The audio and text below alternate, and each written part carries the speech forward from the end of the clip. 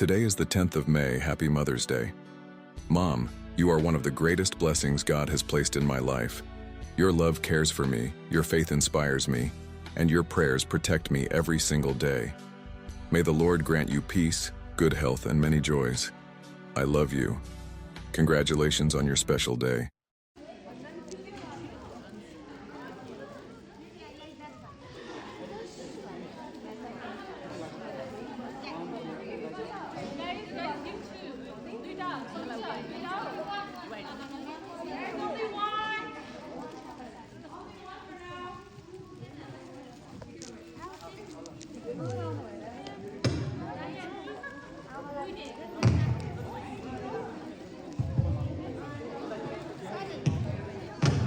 Sorry.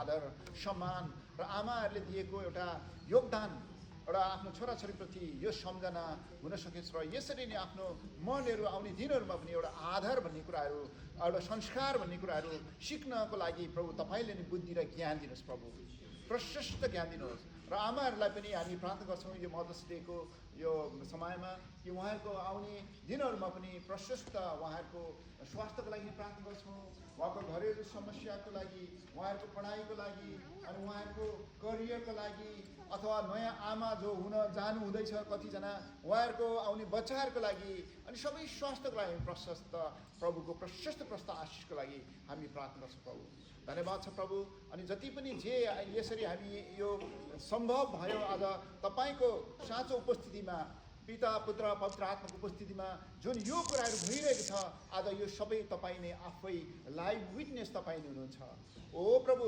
तपाईँ परमेश्वर जिउँदो गवाई तपाईँ आफै हुनुहुन्छ अनि यो तपाईँ परमेश्वरलाई महिमा हुन सक्यो जति भयो हामी परमेश्वरकै महिमा किन यो सबैभन्दा ठुलो गर्ने र हामीलाई ज्ञान बुद्धि दिने परमेश्वर नै हुनुहुन्छ धन्यवाद सबैलाई धन्यवाद महिमा तपाईँलाई येशू ख्रीष्टको नाममा आमेन हुन्छ पास्टरलाई धन्यवाद दिन चाहन्छु म अनि हामी अब केक बाल्नेछौँ एक क्यान्डल बाल्नेछौँ केकमाथि